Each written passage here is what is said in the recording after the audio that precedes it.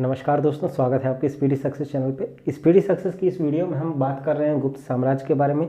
हमने पिछले 2 वीडियो में गुप्त साम्राज्य का उदय और किस तरीके से पूरे भारत में उसका प्रभुत्व बढ़ते हुए देखा है, और इसके बाद आज हम इस वीडियो में चर्चा करेंगे कि किस प्रकार से गुप्त साम्राज्य का अंत होगा।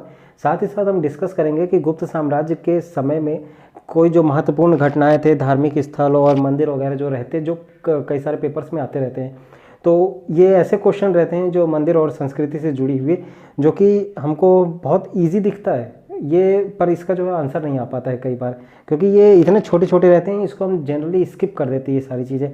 इसलिए एग्ज़ाम में इस तरह की प्रॉब्लम ना हो, क्योंकि एक एक नंबर मायने रखता है, इसलिए हम इस टॉपिक को भी अलग से देखेंगे।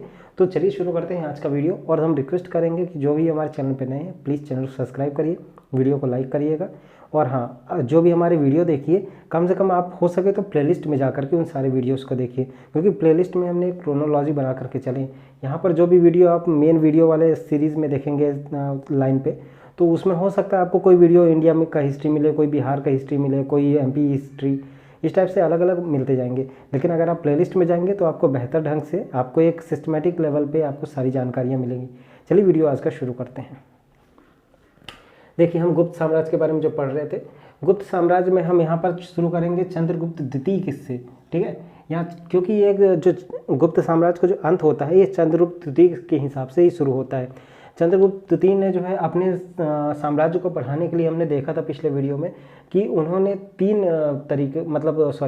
3 शादियों को जो है मतलब जिक्र मिलता है। पहला उन्होंने जो खुद शादी कर ली, दूसरा अपने 2 बच्चों की शादी करा देते हैं। तो इस तरीके से विवाह नीति के चलते जो है चंद्रगुप्त द्वितीय अपने साम्राज्य का विस्तार करते हैं। तो उनके जो है अब विवाह में देखिए, चंद्रगुप्त द्वितीय ये ध्रुव स्वामिनी इनकी पहली पत्नी रहती हैं, जो कि इनके बड़े भाई रामगुप्त की वाइफ होती हैं। रामगुप्त को ये मार देते हैं और ध्रुव स्वामिनी से विवाह करते हैं। क्या स्टोरी है वो हमने पिछले वीडियो में डिस्कस कर लिया। इसके अलावा उन्होंने विस्तार करने के लिए साम्राज्य का, उन्होंने नागवंश की राजकुमारी कुबेर नागा से विवाह किया था। और उसके बाद जो है इनके जो पुत्र होते हैं, तो ध्रुव स्वामिनी के एक पुत्र होता है जिनका बेटे का नाम रहता है कुमारगुप्त। ये कदम्ब राजवंश, ये ध्रुव स्वामिनी, ये कुमारगुप्त होता है। कुमारगुप्त जो है कदम्ब राजवंश से फिर इनकी शादी कराया करते हैं। और जो कुबेर नागा होते हैं जिनसे जिनसे इनके 2 पुत्र होते हैं, एक पुत्र और पुत्री। तो पुत्री का नाम रहता है प्रभावती, जबकि पुत्र का नाम होता है गोविंदगुप्त। प्रभावती का शादी हमने देखा कि वाकाटक वंश से करा दिए। तो इस तरीके से इन्होंने राजवंश बनाया। खुद जाकर के नागवंश से शादी किए, अपने बेटे का शादी कदम्ब वंश से कराया, और बेटी की शादी वाकाटक वंश से, ठीक है। इस तरीके से साम्राज्य विस्तार हुआ। बचे गुजरात का जो क्षेत्र रहता है, जैसे ये भारत है, हमने बताया था ये भारत है, तो ये यहाँ पर वाकाटक राजवंश से अपनी बेटी की शादी करा दिए, फिर उसके जो है कदम्ब राजवंश से अपने लड़के की शादी करा दिए, और खुद यहाँ मगध में थे। और यहाँ का जो क्षेत्र बचा, यहाँ के क्षेत्र जो है वाकाटक वंश की सहायता, वाकाटक वंश में इनकी बेटी रहती है, उनकी सहायता से गुजरात क्षेत्र को जीत लेते हैं। इस तरीके से इनका कहीं ना कहीं प्रभुत्व इस तरह से पूरे जो है भारत में बस जाता है, भारत के एकदम केंद्र बिंदु पे हो जाता है। तो आज हम इसकी आगे की चर्चा आप करेंगे। ये अब देखिए, कुमारगुप्त जो राजा बनते हैं, कुमारगुप्त के बाद इनका बेटा राजा बनता है जिसका नाम रहता है स्कंदगुप्त, और इनका एक छोटा भाई भी रहता है स्कंदगुप्त का। ये छोटा भाई है, सौतेला भाई कह लीजिए, ये पुरगुप्त जिसका नाम रहता है, ठीक है। स्कंदगुप्त के हमने वो काफ़ी सारी जानकारी हम देख ली। कुछ पॉइंट है जो हमको याद रखने होंगे। जो एक स्कंदगुप्त जब जीतते हैं तो यहाँ पर मालवा क्षेत्र रहता है। मालवा जो अवंती पहले कहलाता है, आज डेट में जो है मिनी मुंबई इंदौर डिस्ट्रिक्ट वहीं पर है, मालवा क्षेत्र में ही। तो मालवा क्षेत्र में यहाँ पर जो है राजा रहते हैं नरेंद्र शाह। ये कैसे यहाँ पर राजा बन गए, क्या रहता है कि जो वाकाटक शासक रहते हैं, स्कंदगुप्त की देखिए यहाँ पर प्रभावती, ये स्कंदगुप्त कुमारगुप्त के बेटे हैं, और स्कंदगुप्त की जो है बहन है प्रभावती, ठीक है। तो जाहिर सी बात है स्कंदगुप्त के ये हो गए कौन सी, ये बुआ लगती हैं प्रभावती, ठीक है। तो लेकिन ये स्कंदगुप्त जो है यहाँ पर जो है इनकी सौतेली बुआ लगेंगी। क्यों? क्योंकि ये कुबेर नागा की जो है मतलब यहाँ पर वंशज मतलब बेटी हैं प्रभावती, ये इनके सौतेले भतीजे नहीं लगते हैं। तो जाहिर सी बात है अगर सौतेले भतीजे नहीं तो थोड़ा बहुत तो द्वेष तो आएगा प्रभावती से। तो स्कंदगुप्त जो है यहाँ पर अपने मगध पे जब अपना साम्राज्य विस्तार किए रहते हैं, और यहाँ पर फिर प्रभावती जो है अपने वंशजों से बोलती हैं कि ये जो मालवा का क्षेत्र था, जो मेरे मतलब पिताजी ने जो है जीत करके मगध में मिलाया है, तो पिताजी तो रहे नहीं, तो अब आप जो है अपने जो है मगध वाला क्षेत्र को, सॉरी मालवा वाले क्षेत्र को पूरा अपना जो है वाकाटक वंश से मिला लीजिए, ताकि जो है ये मगध इस तरह से बने, ये यहाँ पर मगध हो जाए और इस तरीके से अलग से जो एक छोटा सा जो हो जाए वाकाटक वंश का। तो इसलिए ये चक्कर में चल के प्रभावती ने स्कंदगुप्त के जो है ये मालवा वाले क्षेत्र में अटैक करवा देती हैं। तो वहाँ पर जो अटैक किससे करवाती हैं, ये राजा नरेंद्र शाह से। ये मध्य प्रदेश का अगर इतिहास अगर आप पढ़ेंगे तो फिर मध्य प्रदेश के इतिहास में नरेंद्र शाह का काफ़ी जिक्र आता है। तो नरेंद्र शाह जो है यहाँ पर मालवा पर अटैक करके आधिपत्य जमा लेते हैं। तो स्कंदगुप्त यहाँ आते हैं मालवा क्षेत्र में, और मालवा क्षेत्र में नरेंद्र शाह को हरा करके वाकाटक वंश का फिर वहाँ से पूरा ख़त्म करते हैं। ये फिर वापस अपने अधीन करते हैं, और अपने अधीन करने के बाद स्कंदगुप्त जो इनके यहाँ पर सौतेले मतलब चाचा रहते हैं, ये गोविंदपुर प्रभावती के सगे भाई गोविंद गुप्त जो रहते हैं, तो गोविंद गुप्त जो ये यहाँ पर जो है यहाँ भेज देते हैं कि आप मालवा में जा करके राज करिए। इससे पहले गोविंद गुप्त जो है वैशाली के उपराजा रहते हैं, इनको वैशाली के उपराजा कुमार गुप्त बनाए रहते हैं, ठीक है। कुमार गुप्त के सौतेले भाई हैं गोविंद गुप्त, तो गोविंद गुप्त को बोलते हैं आप जा करके वैशाली संभालिए। तो ये वैशाली में रहते हैं, तो स्कंदगुप्त सोचते हैं कि भाई सगे भाई को भेज देंगे तो बहन अटैक नहीं करेगी, और सगा भाई जो मतलब रहेगा, और ऊपर से हमारे चाचा हैं ये, तो चाचा हैं तो ये यहाँ पर पास में रहेंगे तो ये भी जाके विद्रोह करेंगे कल को, इसलिए उनको थोड़ा सा दूर में भेज दिए ताकि भाई बहन जो है के चक्कर में जो है यहाँ पर मेरा जगह सेफ हो जाए। पर इनको क्या मालूम था, कुछ दिन बाद जा करके गोविंद गुप्त खुद ही जो है विद्रोह कर देते हैं, और यहाँ पर जो राज्यपाल बनवाए जाते हैं मालवा के राज्यपाल बनाने के बाद जो है प्रभावती जो है जाके गोविंद गुप्त से बोलती हैं कि आप अपने क्षेत्र को हमारे क्षेत्र में मिलाइए, आपको हम स्वतंत्र राजा बना देंगे। तो गोविंद गुप्त खुद विद्रोह कर देते हैं, तो स्कंदगुप्त फिर परेशान, फिर स्कंदगुप्त दोबारा आता है मालवा क्षेत्र में, और मालवा क्षेत्र में आने के बाद जो है गोविंद गुप्त से लड़ाई करते हैं, और उनका जो रहता है मतलब साम्राज्य बढ़ाने की जो है वो हिम्मत आती है, वापस वो क्षीण हो जाती है, और गोविंद गुप्त के विद्रोह को दबा करके स्कंदगुप्त ने फिर वापस जो है गोविंद गुप्त को राज्यपाल बना देते हैं मालवा का, और अब गोविंद गुप्त अब यहाँ से शांत रहते हैं, अब वो कुछ भी नाटक नहीं करेंगे। तो ये हो गया स्कंदगुप्त का हिस्सा। अगला आते हैं पुरुगुप्त के बाद। पुरुगुप्त जो है ये स्कंदगुप्त के छोटे भाई रहते हैं। एक और चीज़ याद रखिएगा, स्कंदगुप्त के कोई भी चाइल्ड नहीं था, ठीक है ना, कोई भी इनका वंशज नहीं रहता है, तो जाहिर सी बात है स्कंदगुप्त के बाद इनका वंश संभालेगा उनका छोटा भाई पुरुगुप्त। पुरुगुप्त आते हैं तो पुरुगुप्त राजा बनते हैं, तो लेकिन जो ये सारे कर्म कांडों के चक्कर में पुरुगुप्त का भी काफ़ी एज होगा ही रहती है, तो अपने एज के चलते पुरुगुप्त जो है ज़्यादा दिन तक राज नहीं करते और कुछ दिन में ये मर जाते हैं। बात आती है इनके बच्चों की। पुरुगुप्त के 3 जो है मतलब बेटे रहते हैं, कुमारगुप्त द्वितीय, और ये बुद्धगुप्त, और ये नरसिंहगुप्त। ये जो बुद्धगुप्त हैं इनकी माता का नाम चंद्र देवी रहता है, याद रखिएगा, थोड़ा सा बस ज़्यादा इंपॉर्टेंट नहीं पर हो गया बता दिया। तो इनका सबसे पहले जो पहला बड़ा बेटा शासन करेगा कुमारगुप्त द्वितीय। इसका जो है इन्फॉर्मेशन हमको मिलती है सारनाथ लेख से। सारनाथ लेख में जो है यहाँ पर इनका कुमारगुप्त द्वितीय के बारे में इन्फॉर्मेशन मिलती है। इसके बाद जो है ये ज़्यादा दिन तक जीवित नहीं रहते, ये भी अपने पिताजी की तरह कुछ दिन में निपट जाते हैं। सेकंड आते हैं फिर ये बुद्धगुप्त। एक हमारे यहाँ यात्री आता है हिनसांग के ग्रंथ के अनुसार पता चलता है ये बुद्धगुप्त बुद्ध धर्म के अनुयायी हो जाते हैं, और फिर ये भी राजपाट छोड़ करके निकल लेते हैं पूरा वनवासी जीवन के लिए। तो बुद्धगुप्त का भी चैप्टर यहाँ से ख़त्म हो जाता है। फिर तीसरा बेटा इनका आता है नरसिंहगुप्त बालादित्य। ये बालादित्य इन्होंने उपाधि धारण की थी, नॉट इम्पॉर्टेंट, पर बालादित्य की उपाधि के लिए कौन है, नरसिंहगुप्त, याद रखिएगा, ठीक है। तो पुरुगुप्त के बाद फिर मतलब विस्तृत रूप से अगर कोई शासन संभालता है तो ये संभालता है नरसिंहगुप्त बालादित्य के समय फिर एक और घटना हो जाती है। जो गुप्त वंश रहता है, गुप्त वंश में आपस में जो काफ़ी फूट पड़ जाती है, और फिर गुप्त वंश 3 हिस्सों में विभाजित हो जाता है, जिसमें मगध का क्षेत्र खुद नरसिंहगुप्त संभालते हैं। मगध के बाद ये जो मालवा का क्षेत्र है, जो इनके यहाँ पर क्या नरसिंहगुप्त के चाचा लगेंगे वो स्कंदगुप्त, तो नरसिंहगुप्त के चाचा के समय जो है काफ़ी सारा जो लफड़ा पड़ा रहता है भानुगुप्त का मालवा क्षेत्र में। तो मालवा क्षेत्र में जो है अधीन कर देते हैं भानुगुप्त के बाद जो है फिर बंगाल जो क्षेत्र आता है, बंगाल क्षेत्र में वैन्यगुप्त नामक एक राजा को जो है अपना वो क्षेत्र दे देते हैं। तो अब गुप्त साम्राज्य 3 हिस्सों में टूट गया, ठीक। लेकिन कुछ अभी आपको किताबों में इन्फॉर्मेशन मिलेगी, गुप्त वंश का आखिरी शासक भानुगुप्त रहता है, जबकि ऐसा नहीं है। भानुगुप्त के अलावा और भी कुछ राजा हुए हैं, पर हाँ, हालांकि ये ऑलमोस्ट नील टाइप के ही हो गए हैं, पर फिर भी राजा तो राजा ही होते हैं। और कुछ किताब में भी लिखेगा कि विष्णुगुप्त नाम का भी एक आखिरी शासक बनता है इनका, तो विष्णुगुप्त आता है दामोदर गुप्त के बाद, पर वो भी नहीं है यहाँ पर, और जो है नीचे आते हैं लाइन पे। चलिए शुरू करते हैं फिर। तो ये 3 हिस्सों में विभाजित हुआ। नरसिंहगुप्त अपन देख रहे थे। नरसिंहगुप्त के बाद इनका जो है बेटा शासन करता है मगध में, जिसका नाम रहता है कुमारगुप्त। कुमारगुप्त के बाद आता है दामोदर गुप्त। दामोदर गुप्त के समय ही मोखरी शासक जो रहते हैं ये ईशान वर्मन का जो है ये दामोदर गुप्त से लड़ाई होती है, तो ईशान वर्मन को ये हराते हैं। तो ईशान वर्मन का जो छोटा वो बेटा रहता है, एक्चुअली ये क्या, ये डायरेक्ट लड़ाई नहीं होती, ये जा करके जो है वो क्षेत्र में अटैक कर देते हैं और जा करके धोखे से ईशान वर्मन को मार देते हैं, कुछ आपसी रंजिश के चलते। फिर ईशान वर्मन का जो बेटा रहता है सर्ववर्मा, ये जो अपने पिता के जो मतलब मृत्यु का बदला लेने के लिए जो है दामोदर गुप्त को क्षेत्र में अटैक कर देता है और दामोदर गुप्त को ये हरा देता है। ये घटना कब की, 582 AD की है, ये चीज़ याद रखिएगा। और फिर हरा देता है दामोदर गुप्त को, फिर इसका वंश खत्म। दामोदर गुप्त के बाद फिर उसके बाद आता है महासेन गुप्त।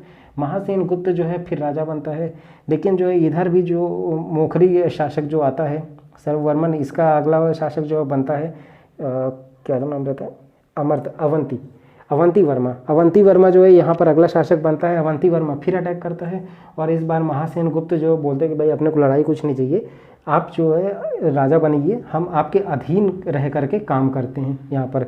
तो महासेन ने अवंती वर्मन, ये मोखरी शासक रहता है, इसकी अधीनता स्वीकार कर लेता है। लेकिन अगर लड़ाई की बात करें तो महासेन गुप्त कोई जो है मतलब कमज़ोर शासक नहीं था कि मतलब जीत नहीं सके। महासेन गुप्त की एक इन्फॉर्मेशन मिलती है कि ये सुस्थित वर्मन ये कौन है, असम का, जो आज वर्तमान में बिहार जो क्षेत्र आता है, बिहार से आगे है असम में जो एक राजा रहता है जिसका नाम रहता है सुस्थित वर्मन को जो है फिर महासेन लड़ाई करके ब्राह्मणी नदी के तट में हराता है और महासेन वर्मन पूर्व की तरफ जाकर के अपने साम्राज्य विस्तार करने की कोशिश करता है। कुछ समय बाद महासेन वर्मन की भी मृत्यु होती है। उसके बाद उसके 3 बेटे होते हैं, देवगुप्त, कुमारगुप्त, माधवगुप्त। ये सब लोग किसी काम के नहीं रहते हैं शासक, कुछ दिन में ये लोग भी खत्म और जो है ये पूरे गुप्त साम्राज्य का धीरे धीरे अंत होता है। ठीक है, तो इन्फॉर्मेशन है कि अगर आखिरी गुप्त शासक पूछा जाएगा कौन था, तो ये था आखिरी गुप्त शासक विष्णुगुप्त। ठीक है, ये इसके अलावा जो है अगर बात किया जाएगा परवर्ती गुप्त शासन मतलब गुप्त शासन खत्म होने के बाद दोबारा गुप्त शासन जो फिर शुरू हुआ था। परवर्ती गुप्त शासन का संस्थापक कौन था, तो ये है कृष्णगुप्त। इतना इन्फॉर्मेशन याद रखिए, ज़्यादा और नहीं है, ये मैक्स टू मैक्स इतना ही आएगा। चलिए अब आगे कुछ और इन्फॉर्मेशन है जो हमको देख लेनी चाहिए। जैसे कि गुप्त वंश के समय हमने पहले वीडियो में चर्चा की थी कि उन लोगों का जो है बिजनेस चलता था विदेश से भी। तो जो विदेश से जो भारत में जो सामान आया करते थे उसमें एक इम्पोर्ट टैक्स लगाया करते थे। उस टैक्स का नाम क्या था, भूतावाद प्रत्यक्ष कर। ठीक है, ये प्रत्याय कर, माफ़ कीजिएगा, भूतावाद प्रत्याय कर नाम का एक टैक्स लगा करता था जो भी बाहर से सामान भारत में लेकर के आता था या फिर मगध साम्राज्य के अंदर आया करता था। फिर फाहियान कब आया हुआ रहता है, वो चंद्रगुप्त द्वितीय के समय में आया है। इसका समय काल रहता है 399 से लेकर के 411 AD तक के। फिर नालंदा विश्वविद्यालय की स्थापना कब हुई, यह है कुमारगुप्त प्रथम के समय में। भारत का नेपोलियन किसको कहते हैं, समुद्रगुप्त को। सुदर्शन झील, भीतरी स्तंभ, कहवा स्तंभ लेख या फिर इंदौर ताम्र लेख, इन सब की स्थापना कौन किया रहता है, इस सब की स्थापना ये स्कंदगुप्त किया रहता है। ये एक और सूपिया स्तंभ जो है इसकी भी स्थापना स्कंदगुप्त ही करता है। ठीक है, इसके बाद देखते हैं बिहार स्तंभ को कौन बनाए रहता है, बिहार स्तंभ को पुरुगुप्त ने बनाया था। एरन स्तंभ को भानुगुप्त ने बनाया था। ये चीज़ें स्तंभ से रिलेटेड इन्फॉर्मेशन हो गई। इसके अलावा सुदर्शन झील जो टूटी थी, वो टूटी किसके काल में थी, ये स्कंदगुप्त के समय में टूटी थी, पर टेम्परेली इसने बनाया था क्षेत्रीय लोगों को जो मतलब ठीक ठाक जो पानी वानी मिलता रहे, तो एक रेत की बोरियों के लेकर लगा करके जैसे तैसे इसने मरम्मत करवा ली थी। फिर उसके बाद कुछ ग्रंथों की बात करते हैं। ग्रंथ में एक अमरकोश ग्रंथ है जिसको जो बनाया है मतलब रचयिता है अमर सिंह। नीतिसार के रचयिता है कामंदक। ये नीतिसार जो है आचार्य चाणक्य के नीति शास्त्र से प्रेरित ये ग्रंथ है जिसको कामंदक ने बनाया था। कामसूत्र वात्स्यायन ने बनाया था।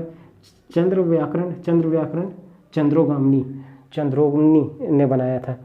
ठीक है, ये इसके अलावा मंदिर की बात करते हैं। मंदिर में एक विष्णु मंदिर है, ये मध्य प्रदेश के जबलपुर डिस्ट्रिक्ट में आता है। एक विष्णु मंदिर ये फेमस है, गुप्त शासकों द्वारा बनाया हुआ।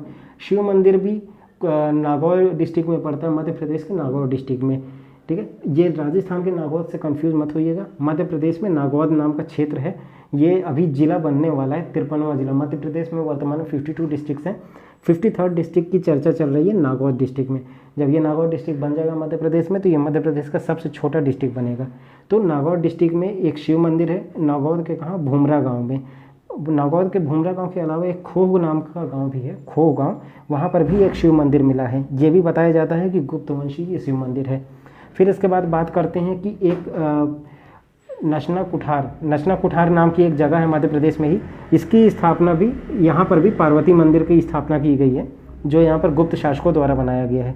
बात करते हैं उत्तर प्रदेश की झांसी की। यहाँ झांसी में के देवगढ़ नाम के गांव में यहाँ पर जो है दशावतार मंदिर है। ये बहुत ज़्यादा फेमस है कि ये झांसी दशावतार मंदिर जो किसने बनवाया है या फिर कहाँ पर बना है, तो ये गुप्त शासकों ने बनाया है और ये उत्तर प्रदेश के झांसी ज़िले में है। इसके अलावा भीतरगांव, कानपुर डिस्ट्रिक्ट में के भीतरगांव में एक भीतरगांव शिव मंदिर भी बना हुआ है। तो ये इसका एक इन्फॉर्मेशन है। इसके अलावा हम कुछ और अभिलेखों की चर्चा करते हैं और कुछ गुप्त साम्राज्य के समकालीन और कौन कौन से राजा हैं उसको भी देखते हैं। चलिए, तो अब इसमें कुछ हम महत्वपूर्ण अभिलेख और स्तंभलेख के बारे में भी चर्चा करेंगे। तो देखिए, सबसे पहले मंदसौर में ही एक अभिलेख मिला है जिसका रचनाकार है कुमारगुप्त प्रथम। कुमारगुप्त सबसे पहले जब मालवा के शासक थे तब इन्होंने मंदसौर अभिलेख लिखा था।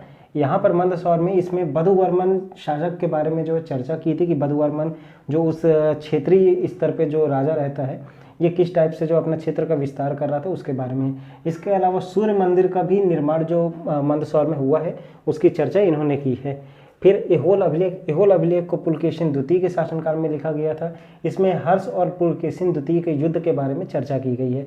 हर्ष मतलब हर्षवर्धन से है, यहाँ हर्षवर्धन जो एंशिएंट इंडिया का आखिरी शासक होता है उसके बारे में है। ठीक, फिर उसके बाद बेसनगर, जिसको गरुण ध्वज, यहाँ पर गरुण स्तंभ जो कहते हैं, तो यहाँ पर हेलियोडोरस एक यूनानी शासक था, हेलियोडोरस द्वारा लिखा गया है यहाँ पर। और ये वैष्णव धर्म से संबंधित है, ये वैष्णव या फिर भागवत धर्म से संबंधित है। और ये वैष्णव धर्म अर्थात वहाँ पर विष्णु पुराण के बारे में भी इसमें बताया है। लॉर्ड विष्णु उनके जो है किस तरीके से एक गरुण मतलब गरुण के जो है वो है उनका सवारी है, उनके बारे में चर्चा मिलती है। फिर आते हैं प्रयाग प्रशस्ति या फिर इलाहाबाद अभिलेख के।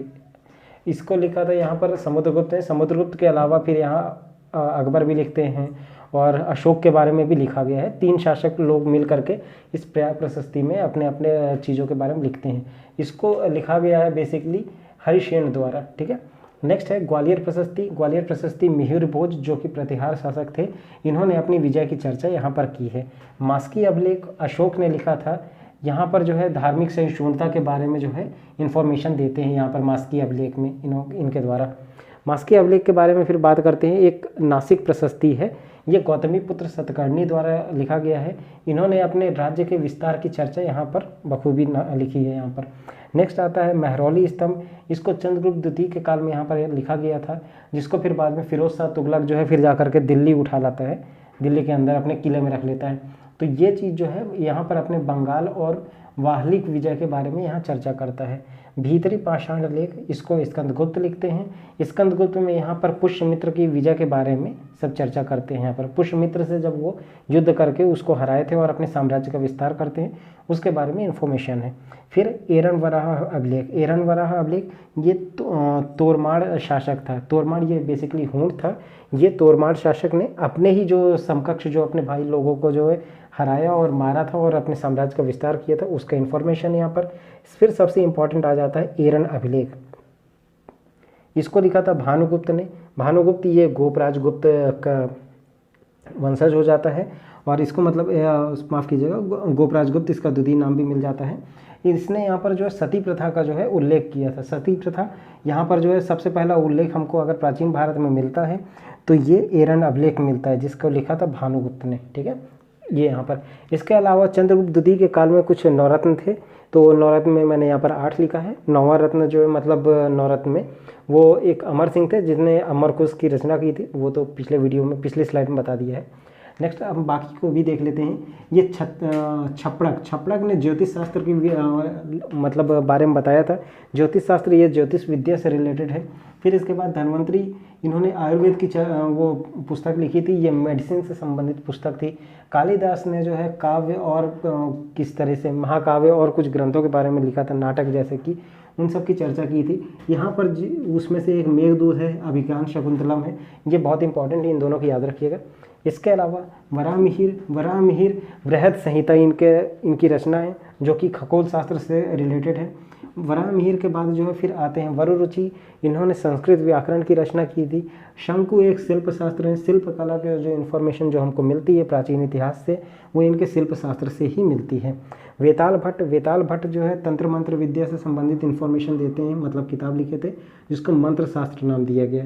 हरिसेन कविता वगैरह जो प्राचीन काल में जो था वो लिखते हैं, और ये हरिसेन इन्होंने ही प्रयाग प्रशस्ति में समुद्रगुप्त का भी इन्फॉर्मेशन देते हैं। तो हरिसेन कवि थे और ये कविता की रचना की थे। फिलहाल प्राचीन इतिहास में यहाँ पर जो है ये जो गुप्त साम्राज्य इसका आज अंत होता है। यहाँ पर जितना भी इन्फॉर्मेशन जितना ज़्यादा हो सकता था वो सब हमने दी थी। कुछ जो गुप्त शासक के समकालीन जो और भी शासक रहते हैं उत्तर भारत और दक्षिण भारत की, वो भारतीय इतिहास के मतलब अकॉर्डिंग उसको भी हम जो है पढ़ेंगे अगले वीडियो पे। तो उसको भी अगर आपको देखना होगा तो उसके एक अलग से प्लेलिस्ट में डाला हुआ रहेगा, इसको भी जो आप देख सकते हैं। तो फिलहाल इस वीडियो में इतना ही। अगर आपको ये वीडियो पसंद आए प्लीज़ वीडियो को लाइक कीजिएगा, अपने दोस्तों के साथ शेयर भी कीजिएगा साथ में, और इस चैनल को सब्सक्राइब करना मत भूलिए, सीरियसली। चलिए फिलहाल अगले वीडियो में आपसे दोबारा मुलाकात होगी, तब तक के लिए जय हिंद।